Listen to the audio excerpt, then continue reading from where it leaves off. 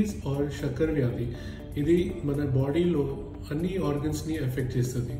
అందులో మన కంటి ఈ వెనకల్ భాగకి రెటినా అంటాము, దానికి ఎఫెక్ట్ చేయడానికి డయాబెటిక్ రెటినోపతి అని చెప్తాము.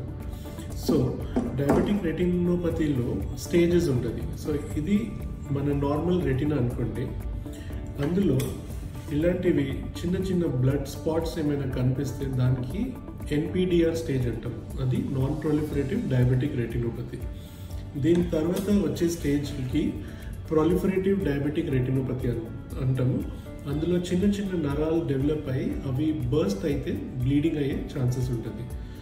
సో డయాబెటిక్ రెటినోపతిలో మనకి ఎలాంటి సిమ్టమ్స్ ఉంటుందంటే, మనకు ఒకవేళ రెటినాలో స్వెల్లింగ్ ఉంటే, వాపు ఉంటే మన సెంట్రల్ విజన్ బ్లరింగ్గా ఉంటుంది.